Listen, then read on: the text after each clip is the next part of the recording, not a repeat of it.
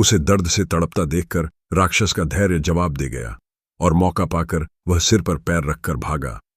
चूंकि उसने पीठ दिखाई थी, इसलिए विक्रम ने उसे मारना उचित नहीं समझा। उस राक्षस के भाग जाने के बाद विक्रम उस स्त्री के पास आए तो देखा कि वह भय के मारे कांप रही है। उन्होंने उससे कहा कि उसे निश्चिंत हो जाना चाहिए और भय त्याग देना चाहिए, क्योंकि दानव भाग चुका है। उन्होंने उसे अपने साथ महल चलने को कहा ताकि उसे उसके मां बाप के पास पहुंचा दे। उस स्त्री ने जवाब दिया कि खतरा अभी टला नहीं है, क्योंकि राक्षस मरा नहीं। वह लौट कर आएगा और उसे ढूंढकर फिर इसी स्थान पर ले आएगा। जब विक्रम ने उसका परिचय जानना चाहा तो वह बोली कि वह सिंहुल द्वीप की रहने वाली है और एक ब्राह्मण की बेटी है।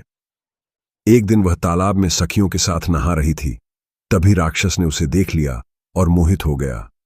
वहीं से वह उसे उठाकर यहां ले आया और अब उसे अपना पति मान लेने को कहता है। उसने सोच लिया है कि अपने प्राण दे देगी, मगर अपनी पवित्रता नष्ट नहीं होने देगी।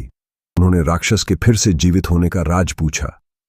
उस स्त्री ने जवाब दिया कि राक्षस के पेट में एक मोहिनी वास करती है, जो उसके मरते ही उसके मुंह में अमृत डाल देती है। यह सुनकर विक्रम ने कहा कि वे प्रण करते हैं कि उस राक्षस का वध किए बगैर अपने महल नहीं लौटेंगे। तभी एक सिंह झाड़ियों में से निकलकर विक्रम पर झपटा। चूंकि विक्रम पूरी तरह चौकन्ने नहीं थे, इसलिए सिंह उनकी बांह पर घाव लगाता हुआ चला गया।